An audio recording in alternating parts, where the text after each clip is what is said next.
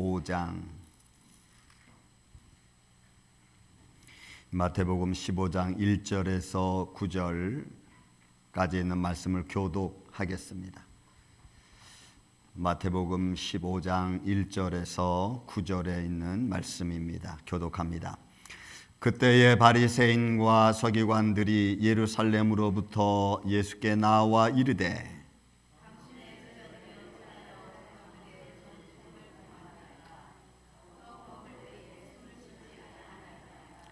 대답하여 이르시되 너희는 어찌하여 너희의 전통으로 하나님의 계명을 범하느냐.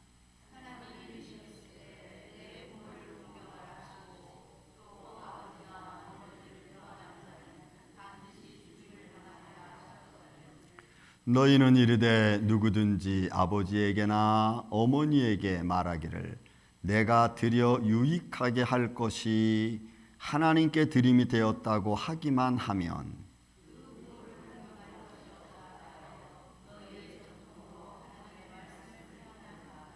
외식하는 자들아 이사야가 너희에게 관하여 잘 예언하였도다. 일러스되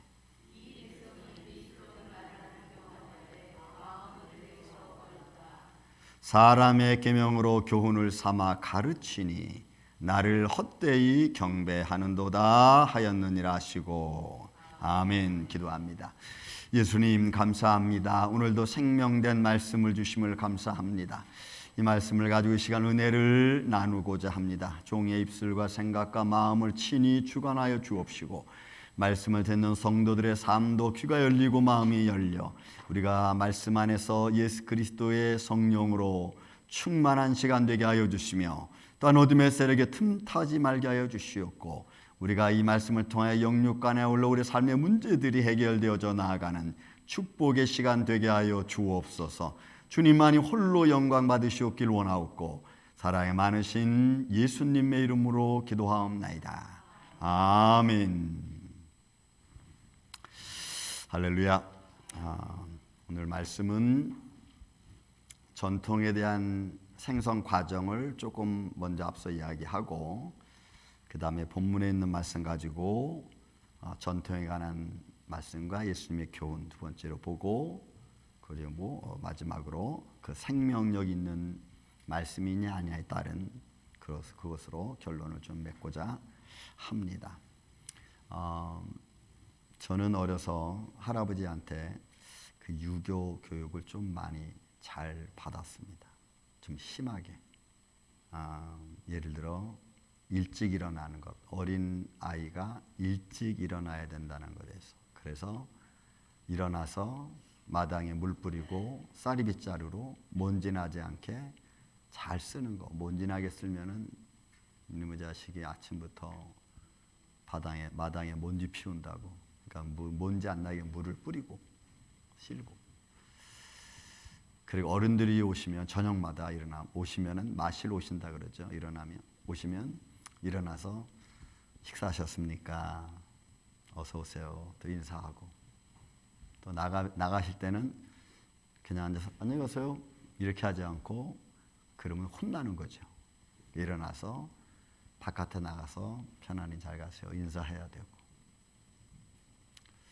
가서 놀러 갔다가 저녁에 날이 어두워지고 저녁때가 되면은 너는 그 집 안에 있지 말고 저녁이 돼서 식사하기 전에 너는 그 집을 나와라. 왜냐하면 그 집이 너 먹을 것까지 준비하기 힘드니까. 그래서 막 친구 집에서 놀다가도 저녁때가 되면 저는 집으로 왔습니다. 그 집에 와서 먹을 게 많으냐? 또 그렇지도 않아. 아무튼 그래도 그냥 나왔어. 늘 제가 가끔 말씀드리지만 제 친구 집에 가면은 친구 고모가 그 색소를 넣고 만든 밀가루 빵이 그렇게 맛있는데 그걸 먹고 싶은데 걔가 안 먹으니까 내가 먹을 수가 없어. 그래서 쫄쫄이 굶고 왔던 그런 기억도 있습니다. 화가 나서 집에 와서 보면은 중급 밀가루가 있습니다. 한 포대. 그걸 반죽을 해가지고 그게 어떻게 색깔이 저렇게 나지 생각하면서 반죽을 해가지고 연탄불에 이렇게 굽고 저렇게 구워서 연탄불에 구워서 먹은 적도 있습니다. 지금 생각하면 그런 교육이 내가 살아가는 데 있어서 인성을 잘 만들어 주었습니다. 남에 대한 대접, 남에 대한 어떤 예절을 잘 가르쳐 주는 모습이 됐습니다. 그러나 그런 모습에서 좀 단점이 있다면 남에 대해서 그렇게 모습이 보였을지는 모르지만 내 스스로가 때로는 너무 자존심을 세우는 그런 교육이 되게 됐습니다. 그것이 나한테 독이 될 수도 있어. 독이 되게 됐습니다. 예를 들어 금방 그 밀가루 떡 같은 것도 야, 너 배고프면 가서 좀 같이 먹고 좀 먹고 싶다고 얘기를 해라. 이렇게 가르쳤으면은 뻔뻔하게 얼굴 두껍게 가서 이거 좀 같이 먹고 싶은데 이렇게 얘기했을 텐데 그러지 말고 나와라 하는 것 때문에 나온 적도 있습니다. 좋은 점도 있고 때로는 그것이 조금 독해서 나한테 불리하게 때로는 나를 많은 사람들과 같은 어떤 관계십을 좀 깨는 그런 것도 없지 않아 있었습니다.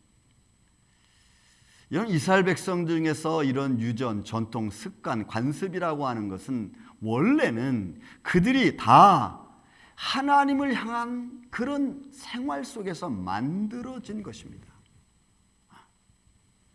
이 말씀은 이스라엘 백성들이 바벨론으로 끌려갔습니다. 끌려가면서 그들은 율법을 잃어버렸어요. 그들에게 주온 모세를 통해 준 율법을 잃어버렸습니다. 아니, 가지고는 있죠. 가지고는 있는데 바벨론의 생활 속에서는 그것을 어떻게 할 수가 없었어요. 그래서 잊어버렸어요. 형식도 잊어버리고 내용도 잊어버리고 그리고 그들의 삶은 피폐해졌습니다. 원래는 이 바벨론 포로 후에 그들이 돌아와서 이스라엘 백성들을 말씀으로 잘 가르치고 다스리고 그들의 생활을 다시 규범 있게 만들기 위해서 사실은 그들이 이 율법, 장래 유전이라는 것을 만들기 시작했습니다. 그것은 여러 가지입니다. 우리가 조금 여러분들 다 찾아보면 알 수 있겠지만 그것은 구전으로 만들어진 것이 있고 때로는 기록으로 만들어진 것이 있습니다. 교훈과 가르침을 하기 위해서 그들의 전통의 여러 가지 중에서 할라카 미드라시라고 하는 그런 것이 있습니다. 그러니까 전통과 그들의 교육과 가르침을 통해서 만들어 놓은 할라카 미드라시라고 하는 것이 있습니다. 또 그들의 더 나아가서는 그들의 이야기와 하나님 말씀의 이야기와 어떤 설화 같은 것을 중심으로 해서 사람들을 가르쳐주기 위해서 하카다 미드라시라고 하는 말을 통해서 그들은 또 만들어 놓게 됐습니다. 그리고 하나의 어떤 이야기, 해설이나 주석, 말씀에 그들이 배우는 율법을 주석과 같이 달아놓은 그걸 통해서 가르치는 페세름 미드라시라는 것이 있습니다. 이런 것들을 통해서 그들은 전통을 만들어갖고 생활 습관을 만들어갖고 그들의 신앙, 생활, 관습 같은 것을 형식을 만들어갔습니다. 근데 여러분, 이들이 이렇게 만든 이유는 딱 하나입니다. 이런 교육을 통해서, 이런 형식을 통해서 하나님을 어떻게 더 거룩하게, 하나님을 어떻게 더 잘 섬길 수 있는가를 사실 준비하는 거였어요. 왜냐하면 그들은 하나님을 거룩하게 하는 데서 떨어졌습니다. 잃어버렸습니다. 하나님을 섬기는 것을 잃어버렸습니다. 그래서 이들이 바벨론 포로 후에 돌아와서 그들이 어떻게 또 하나님을 잘 섬기고 어떻게 또 하나님을 정성껏 모실까, 그 거룩함을 잃어버리지 않을까라고 하는 그런 취지하에서 그들이 이 장로의 유전을 사실 체계화시켜서 만들어 놓은 것입니다. 왜냐하면 그 당시에 많은 소위 말해서 지도자들, 스룹바벨 아니면 에스라, 느헤미야 이런 많은 사람들이 자기들이 왜 포로로 끌려갈 수밖에 없었는지를 생각하고 기도하고 말씀을 깨닫다 보니까 착 찾은 게 하나 있었습니다. 그것이 자기들의 삶의 문제였어요. 보세요. 여호수아를 통해서 이스라엘 백성들이 광야에서 가나안으로 들어갔습니다. 가나안에 들어갈 때 신명기에서 이미 모세를 통해서 말씀해 준 게 있어요. 너희는 들어가면 가나안 민족을 다 죽여라. 남녀노소를 불문하고 다 죽여라. 그리고 그들의 우상을 다 파괴해라 알았어요. 근데 그거 못했잖아요. 이스라엘 백성들이 들어가서 가나안 백성을 멸하지 못했습니다. 그래서 그들이 그대로 남아 있었어요. 그리고 시간이 흘러갑니다. 그들이 남아있다 보니까 그들의 풍속과 그들의 문화도 그대로 남아있었습니다. 이스라엘 백성들은 시간이 가면 갈수록 묘하게 하나님에 대한 말씀을 잊어가면서 그들 자녀들과 가나안 백성들의 자녀들과 결혼하고 같이 삶을 살아가다 보니까 그들의 문화도 자연스럽게 받아들였습니다. 그런데 이게 살아계신 하나님의 말씀과 율법을 잃어버리게 만드는 중요한 역할을 했습니다. 그래서 여러분, 제가 늘 설교직 말씀드리지만 우리가 믿음의 관계성, 믿음의 사람, 믿음의 마음을 같이 갖는 것은 너무너무 중요합니다. 너무너무 중요해요. 그래서 결국 그들이 가나안 백성들과 결혼하고 같이 그들과 살고 그들 믿음 없는 삶을 문화를 받아들이다 보니까 그들의 삶은 하나님부터 멀어지기 시작했죠. 그 결과가 자기들이 포로로 끌려갈 수밖에 없는 현장을 만들었다라고 하는 것을 지도자들이 깨달았어요. 여러분, 우리가 말씀 속에 보면 에스라 9장과 10장의 말씀, 에스라 말씀이에요. 여러분, 에스라, 느헤미야서, 에스라 말씀 보면은 9장과 10장에서 이스라엘 백성들이 아주 고통스러운 회개를 합니다. 포로 후 끌려갔다가 다시 돌아와서 이스라엘 백성들이 하나님의 성전 앞에서 아주 중요한 고통스러운 회개가 에스라 9장과 10장에 나와요. 그 9장과 10장에서 나오는 내용을 간추리면 이겁니다. 우리 이스라엘 백성들이 하나님을 잃어버리고 이방 백성들과 결혼했습니다. 하나님을 모르는 백성들과 결혼했어. 그래서 그들이 하나님으로부터 멀어지는 과정이 됐습니다. 또 그들이 섬기는 우상, 그들이 섬기는 삶의 문화를 그대로 받아들였어요. 그래서 하나님을 향한 제사의식, 하나님을 향한 모든 예배의식을 잃어버리고 말았어. 그리고 하나님을 결국은 잃어버리게 된 거예요. 여기에 대한 에스라 9장과 10장에 정확하게 잘 나와 있어요. 그리고 10장에 가서는, 에스라 10장에 가서는 결정적인 그들의 회개가 일어납니다. 그래서 에스라 10장 1절에 있는 말씀 보면은 에스라가 하나님의 성전 앞에서 통곡하며 울면서 회개 기도를 드립니다. 그리고 자기의 죄를 고백하죠. 백성의 죄를 고백합니다. 우리가 잘못했습니다. 우리가 하나님을 잃어버렸습니다. 라고 에스라가 성전 문 앞에서 막 통곡하며 우니까 그것을 본 이스라엘 백성들, 포로로 끌려갔다가 돌아온 백성들이 남녀노소 어린아이까지 그 앞에 엎드려서 통회하며 자복하며 기도하는 거, 회개하는 거. 그리고는 그들이 아주 중대한 결단을 내립니다. 아주 고통스러운 결단을 내려요. 지금으로 보면 우리가 이해하기 쉽지 않은 결정을 거기서 내립니다. 그게 에스라 10장 12절에 있는 말씀에 이렇게 나와요. 모든 이방 여인의 모든 아내들과 그의 아이들, 자녀들을 내쫓으라, 이렇게 말해요.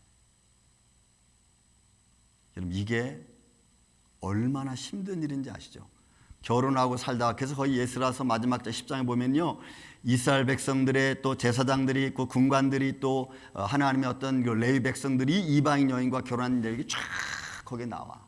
근데 그들은 어떻게 되느냐? 이방 여인으로 아내를 삼았던 사람이 이방 여인과 그 다음에 그의 자녀들을 다 내보내요.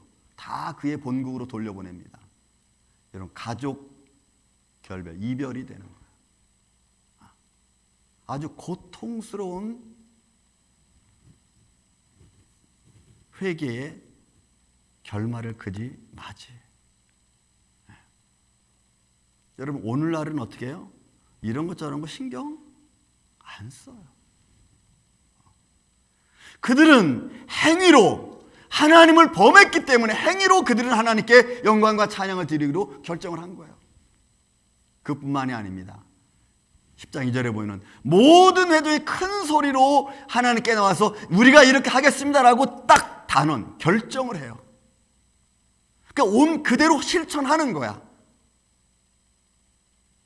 그러니 여러분, 이런 결단이 절대로 쉬운 결단이 아닙니다. 왜? 가족이 떨어지는 그런 현장이니까.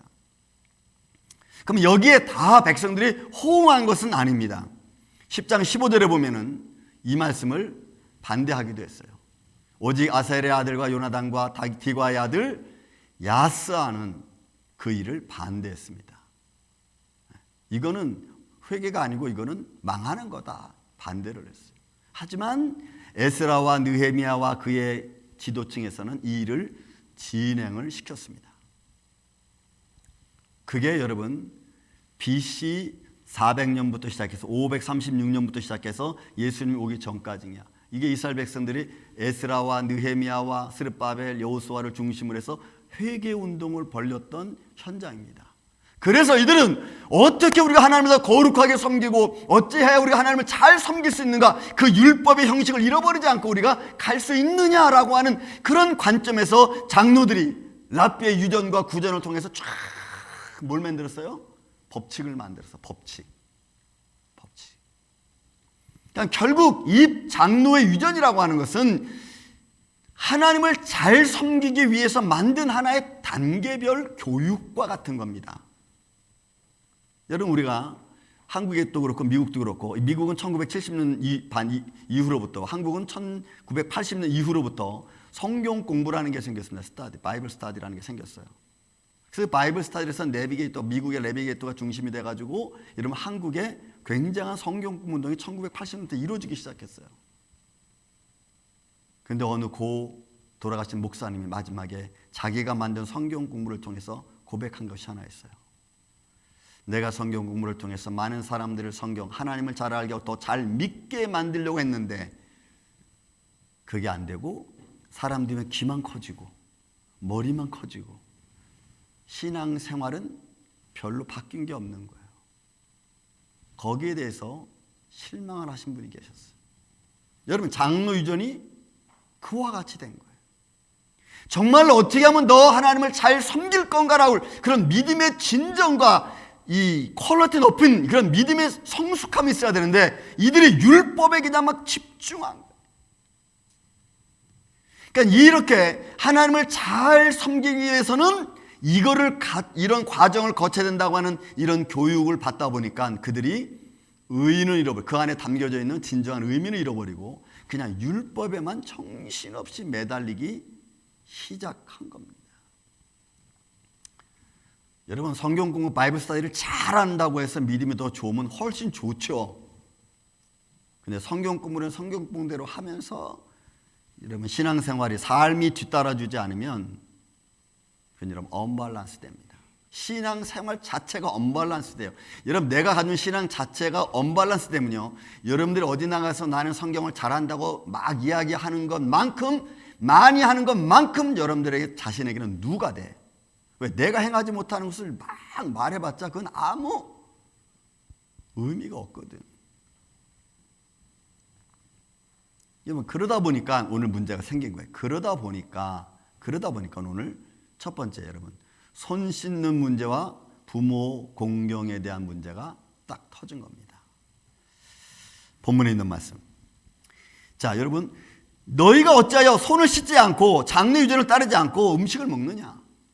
여러분, 이것도요, 여러분, 지금 정통 오소독스의 그 유대인들을 보면요, 오른 씻는다, 한 번 씻는 것, 그 다음에 두 손 다 씻는 것, 어느 게 더 거룩하냐, 또 물 양을 얼만큼 따라서 씻는 것이 그게 거룩한 거냐, 또 많이 씻는 게 이건 거룩하지 않, 이런 걸 다 적어놨어.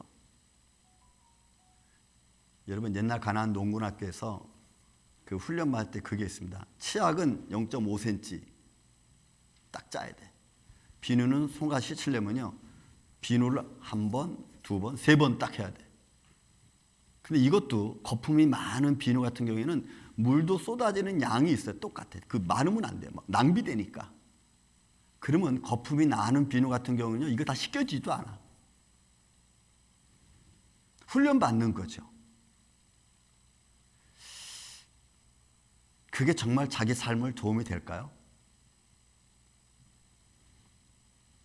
그럼 제가 2014년에 성지순례 갔을 때 그 이스라엘 회당에 보면은, 회당에 들어가기 전에 거기 항상 그 한쪽에는 정결탕이라는 게 있었습니다. 정결탕. 그럼 그 정결탕은 예배를 들어가기 전에 사람들이 자기 몸과 죄를 씻기 위해서 거기 싹 정결탕에 들어갔다가 나옵니다. 그 정결탕 물이 굉장히 중요했어요. 그러니까 순수한 깨끗한 물이라고 하는 이미지가 있고, 그 다음에 거기에는 그 사람이 막 그냥 막 쓰다 남은 물을 막 붓는 게 아닌 그런 아주 깨끗한 물, 아니면 뭐 그 샘물 같은 물을 떠다 붓고 이랬어요. 그리고 하늘에서 내리는 이슬 같은 물을 받아야 되겠어요. 그게 쉬운 게 아닙니다. 근데 시간이 흘러가면서 여러분 이 물을 한번 버리고 이 물을 채우려니까 여러분 적어도 이만큼은 채워야 되거든. 이게 작은 게 아니에요. 엄청 많아요. 그러니까 나중에는 유대인들이 어떻게 했냐면 여러분 정결탕을 만들었는데 아무 물을 할 수 없으니까, 근데 그들은 아무 물은 나중에 갖다 놓고, 그리고 새벽에 받은 이슬방울 몇 방울만 거기에 떨어져도 이 물은 정결한 물이다, 이렇게 지칭을 했어. 그러니까 나중에는 진정한 의미보다는 형식이 더 앞장서 버리고 마는 거예요. 이게 그 당시에 흘러가던 현장, 삶의 현장들이었어요.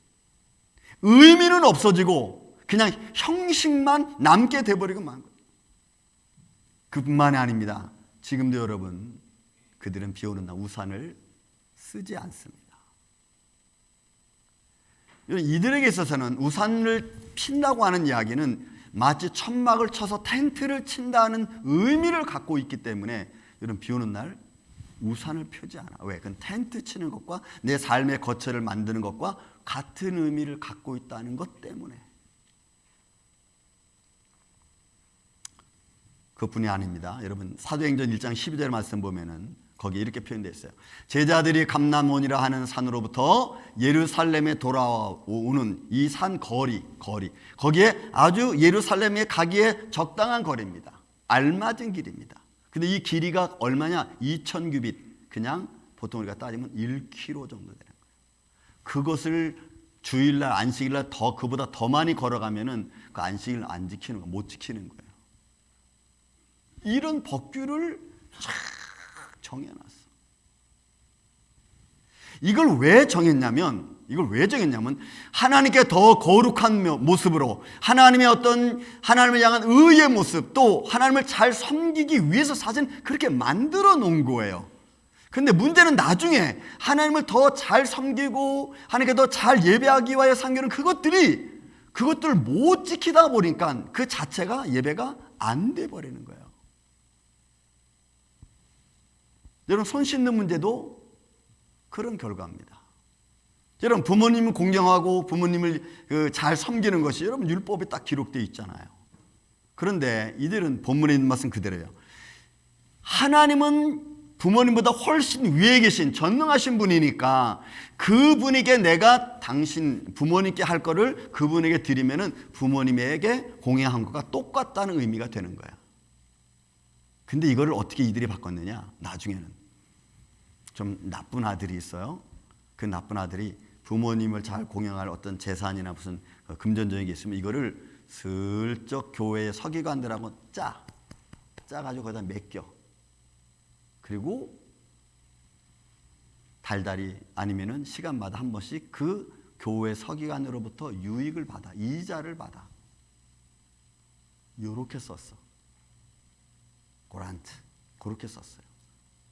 그러니 그들은, 그냥 악한 자들은 그 돈을 쓰는 것도 아까우니까 교회에다가 쓱 은행에 맡겨서 마치 이자를 받는 식으로. 여러분 예수님 이걸 모르겠어요? 여러분 성전에서 매매하는 자들 예수님 내쫓습니다. 그죠? 내쫓죠. 왜요? 그들이 성전에서 하나님께 진정한 예물을 드리기 위한 거라면은 아마 예수님도 그렇게 하지 않았을 거야. 그러나 그런 환전을 통해서 그들의 유익을 착취하고 바꾸고, 그러니까 하나님의 의의가 다 없어져 버리는 거예요. 진정한 예배에 대한 마음이 다 없어져 버리고 마는 거예요. 그러니까 다 내쫓는 거예요. 하나님을 섬기고 하나님을 영화롭게 하는 그 진정한 믿음의 마음은, 진솔한 마음은 없고 그냥 형식을 통해서 이건 이렇게 했으니까 하고는 나머지 그 안에서는 자기 유익을 취하는, 이런 일들이 여러분 그 당시에 비일비재했어요. 6절에 말씀합니다. 그 부모를 공경할 것이 없다 하여 너희의 전통으로 하나님의 말씀을 패하는다. 성경은 그렇게 표현해요. 6절에. 여러분 하나님 말씀을 패한다는, 이 패한다는 말은 마치 부모가 받고 부모에게 부모가 자기가 가져야 될 권리나 어떤 의무에 대한 것을 완전히 무효화시키는 거예요. 이게 법률적 용어입니다. 이 단어는. 아예 법률적 용어처럼 딱 정해가지고 없애버리는 거야. 그러니까 부모가 받아야 될 것을 못 받는 거야. 당연히 섬김을 받아야 되는데 못 받는 거. 왜? 이들이 이렇게 만들어 놓았기 때문에 그래. 여러분, 한국에 이런 토론이 가끔 생기죠. 우리가 아들이나 딸이 이렇게 결혼하면은 그 결혼한 뒤에 부모님이 우리 집에 오는 것에 대하여 키를 줄 거냐 말 거냐, 번호를 가르쳐 줄 거냐 말 거냐, 이거에 대한 토론이 벌어진 그런 일도 있었습니다. 글쎄, 사회 환경이 너무나 다양화되고 또 사람마다 저마다 성격이 다르기 때문에 그것이 오늘날에는 여러분 토론의 현장에서 예스노를 해야 되는 거예요. 근데 어떤 사람은 나는 결혼하면 사실 그건 우리의 삶의 터전이지, 뭐 부모님들이 아무렇게나 막 찾아오는 거 나 그런 거 원치 않아. 그래서 안 주는 것도 있고, 왜 굳이 우리가 부모님한테 그렇게 해야 되느냐 하면서 또 오픈하는 사람도 있고. 문제는 뭐예요? 부모가 오시든 안 오시든 문제가 생기느냐 안 생기느냐지. 문제가 생기게 만들면 이게 또 문제가 되는 거고, 부모님이나 자녀들은 그런 문제가 생기지 않도록 잘 번양하고 또 잘 서로의 관계가 좋아야 되는 거잖아요. 그게 원래 원칙이잖아요. 근데 그게 안 되니까, 그죠? 여러분, 이 율법이 전통이 마치 그런 거와 같았어요. 그래서 예수님이 야단치는 겁니다. 반대로 바리새인들은 그걸 고집하는 거예요. 그래도 이렇게 하는 게 낫다라고 말하는 거예요. 여러분, 우리의 삶은 어떻습니까? 우리의 삶도 믿음 생활하면서 초대 말씀드렸듯이 내가 하나님께 기도하고 주일 나가서 예배드리고 그리고 말씀 읽고 하면서 우리의 삶 속에서는 전혀 그런 것과 상관없는 인생의 세상과 똑같은 삶을 살아간다면 누가 어떤 사람이 나를 보고 그리스도인이라고 말을 하겠습니까? 여러분들이 간증하는 거 참 좋습니다. 간증 많이 하십시오. 그러나 여러분들이 간증을 많이 한 것만큼 여러분들의 신앙생활도 좋아야 됩니다. 간증은 이만큼 하는데 신앙생활은 보잘것없으면 저 간증 왜 하지? 여러분, 그렇게 말할 거예요. 우리는 그렇게 같이 가야 됩니다.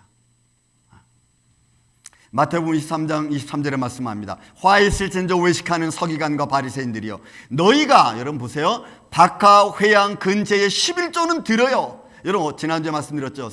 바리새인의 기도 있습니다. 나는 일주일에 2번씩 금식하고 소득의 11조를 드립니다. 나는 저 세리와 같지 않습니다. 그것을 나는 감사합니다. 그죠? 외양과 그 다음에 근제와 박하의 11조는 드립니다. 그러나 율법에 더 중요한 의, 국률, 믿음, 이거 버린 거예요. 왜요? 마태복음 23장 5절에 이렇게 표현하는 거예요. 그들은, 바리새인들과 서기관들은 모든 행위를 사람에게 보이려고 하는 거예요. 사람에게 보이려고. 여러분, 우리 신앙생활 한번 우리가 볼 필요성이 있어요. 나는 예배드리러 올 때 사람에게 보이려고, 아니면 어떤 내 마음에 스스로 어떤 위로를 좀 받으려고. 여러분, 내가 내 마음에 위로받는 것도 중요하죠. 그러나 그보다 더 중요한 것이 뭐냐면 하나님과의 만남의 교제죠. 이 예배를 통해서 살아계신 하나님을 내가 만나고 그 하나님의 말씀을 내가 듣고 그리고 그분과 하나 되는 거예요. 사람에게 보이려고 하는 게 아니라는 거죠. 그래서 여러분, 우리는 이런 인간의 그냥 보이는 것들 때문에 하나님의 믿음의 의의를 우리는 자꾸 잃어버리는 모습을, 잃어버리는 행동을, 잃어버리는 어떤 언어를 사용해서 우리가 자꾸 우리 믿음이 떨어지는 거예요. 그러다 보니까 여러분, 두 번째로 보면은 하나님의 말씀의 의미를 우리가 바꿔버리든지 아니면 잊어버려요. 그래서 진정한 하나님 말씀의 생명력을 잃게 되는 겁니다. 말씀의 생명력을 잃어버리면, 말씀의 권위를 잃어버리면 더 이상 우리는 어떤 어떤 곳에서도 말씀을 통한 위로를, 우리의 마음의 위로를 받을 수 없어요. 여러분, 세상에 좋은 말도 굉장히 많습니다. 그러나 그 말씀과 하나님 말씀과의 차이점은 여러분 생명력의 차이점이에요. 이 바리새인들의 장로의 유전을 통해서 예수님이 하신 말씀이 이 말씀입니다. 맹인이 맹인을, 소경이 소경을 인도하는 것이라고 했어요. 초대에 제가 말씀드렸습니다. 장로의 유전은 나쁜 게 아닙니다. 전통은 나쁜 게 아니에요. 원래 그들은 그 만든 원래의 목적은 더 하나님을 잘 섬기고 더 하나님께 나가서 예배하고 또 저들의 삶이 거룩해지기 위한 하나의 과정으로 그걸 만들어 놓은 건데, 반대로 그 거룩함을 내가 갖지 못하다 보니까 아예 하나님 앞에 가지도 못하는 거예요. 생명력을 잃어버리는 거예요. 여러분, 손 씻는 게 뭐가 그렇게 중요합니까? 손 씻고 가서 하니까 예배하면 되죠. 근데 그 손을 이렇게 씻어야 되고 저렇게 씻어야 되고 물을 얼마큼 써야 되고, 그거 잘못하면 넌 부정하니까 안 돼. 아예 손 씻다가 예배도 못 드리는 거야. 그냥 넌 부정하니까 안 돼. 뭐 옷은 어떻게 입어야 되고 뭐 신발은 어떻게 신어야 되고, 그런 것들이 하나의 규칙이 돼서 넌 이렇게 안 했으니까 예배 못 드려, 넌 예배 드릴 수 없어 라고 쫓겨나 버리면, 그러면 그는 하나님께 가기도 전에 이미 그 유전, 그 규칙, 그 법칙들 때문에 아무것도 못하는 거예요.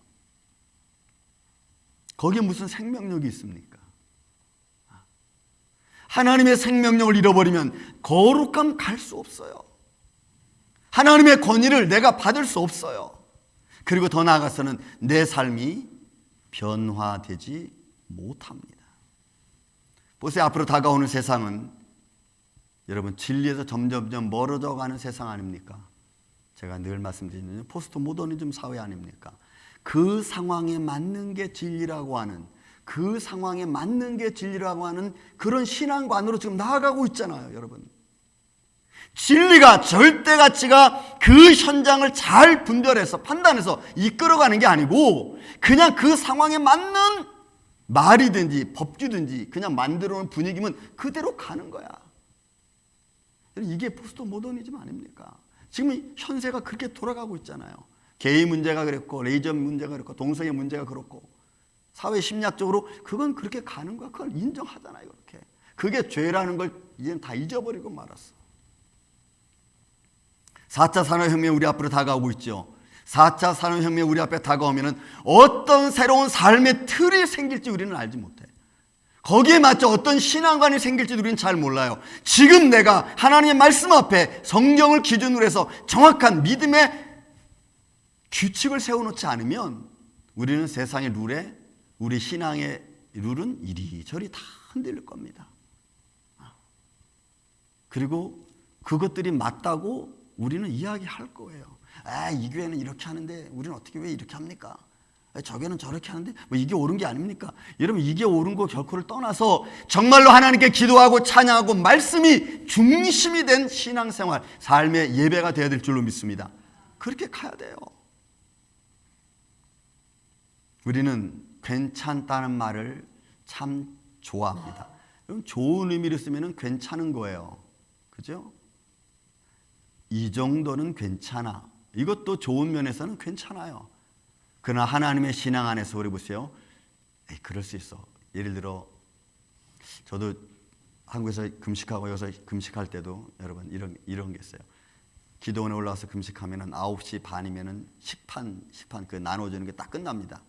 그러면 그날 12시에 금식 끝나는데 여러분 12시 지나면 죽을 먹어야 되잖아. 그러니까 죽을 먹어야 되는데 미리 9시 반 식판 그 식당이 끝나기 전에 죽을 미리 타다 놓습니다. 이렇게 타다 놓고 식탁에다가 딱 갖다 놓고, 그리고는 12시까지 기다리는 거예요. 죽 그릇 쳐다보면서. 저는 그래서 그런 모습이 내가 너무 싫어서 그냥 6시간 아침 6시까지 하고 아니면 7시까지 하고 죽을 먹을까?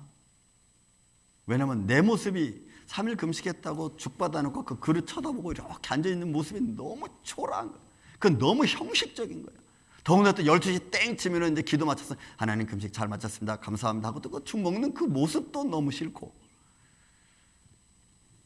그 생활을 그래서 바꿨느냐? 이게 잘 안 바뀐다니까.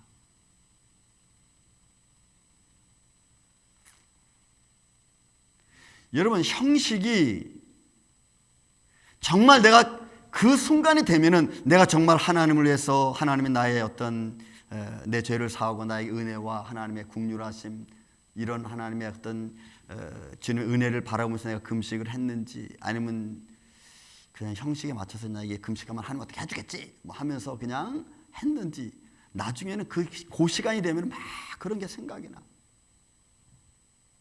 내가 형식에 취해서 있었는지, 그것을 통해서 내가 금식을 했는지, 아니면 내가 진정으로 했는지. 괜찮아, 이런 말이죠. 이거 했으면 됐지. 괜찮아. 그 정도면 잘한 거야. 괜찮아. 가만히 보면 그래. 뭐 예수님도 뭐 너희가 마음은 어디 육신이 약하다고 했으니까 오케이. 다 자기 합리주의야. 다 자기 합리주의야. 여러분, 너희가 육신이 마음은 어디 육신이 약하다라고 하는 말은 예수님만 하실 수 있는 거야. 내가 그 말을 사용하면요 어디든지 다 적용할 수 있어요. 그래서 말씀이 잘못하면 귀에 걸으면 귀걸이가 되고 코에 걸으면 코걸이가 된다고 말하는 거예요. 왜? 내 합리주의로 생각하고 결정하는 거니까. 여러분, 우리 신앙은 그렇게 될 수 없습니다. 그렇게 돼서도 안 돼요. 그러니까 도덕적인 가치, 윤리적인 가치가 다 떨어지는 거죠. 여러분들이 처음에 갈 때 믿음의 신앙은 네모 반듯했습니다. 이렇게 딱 네모 반듯했어. 근데 괜찮아. 그래도 괜찮아. 그 정도면 됐지. 이 정도면 잘한 거야. 라면 그런 말들이 네모 반듯한 내 믿음의 구퉁이로 조금씩 깨트리기 시작하는, 이렇게 깨트려서 내 신앙이 반듯한 신앙이 아니고 둥구스레한 신앙으로 바뀌는 거야, 자꾸. 그런 자꾸 깨지는 거지. 하나님과 나와의 믿음의 관계성이 이렇게 깨지고 저렇게 조금씩 이제 부서지는 거예요. 어느 날 정신을 차리고 아니지, 이게 아니지, 다시 또 내가 마음을 가다듬고 정확하게 또 만듭니다. 그런데 살다 보면 또 괜찮아다 보면 또 깨트려져.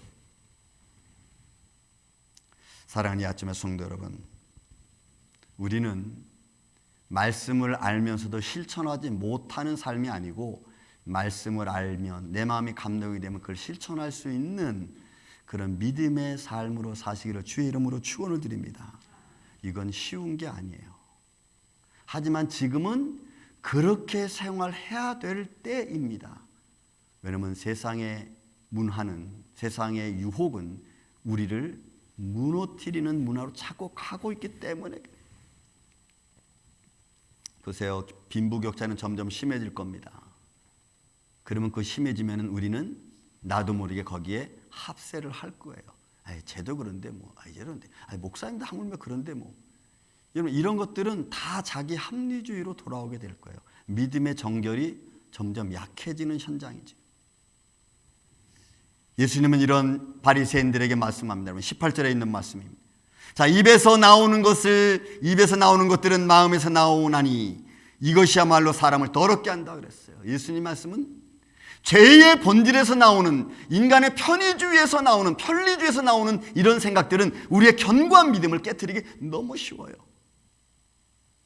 소경을 향하여 그렇게 말하는 거죠. 소경의 인도자들 향하여 그렇게 말하는 겁니다. 입에로 들어가는 게 더러운 게 아니고 입에서 나오는 게 더럽다. 여러분, 우리의 인격이 어디서 무너집니까? 우리의 약속이 어디서 무너집니까? 내 입에서 나오는 말 때문에. 사랑하는 이 아침의 성도 여러분, 예수님은 말씀이 말씀대로 선포되어지기를 원하셨습니다.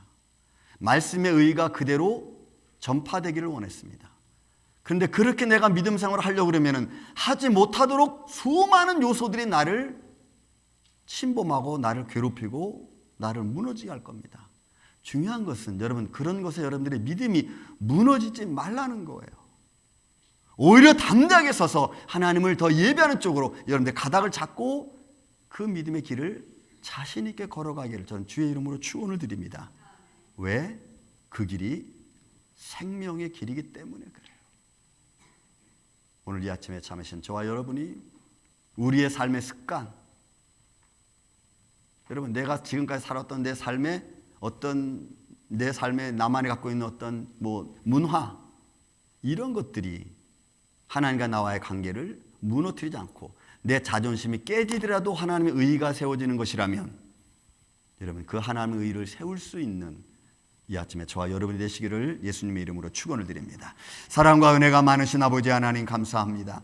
오늘 우리가 믿음 안에 서서 달려가길 원합니다. 우리의 삶의 습관과 전통들이 하나님의 말씀을 깨트리지 아니하도록 주님 우리를 붙들어 주시고 오히려 하나님 말씀을 더 든든히 세워져 갈 수 있는 주의 종들이 되게 하여 주옵소서. 원하옵고 예수님 이름으로 기도하옵나이다. 아멘.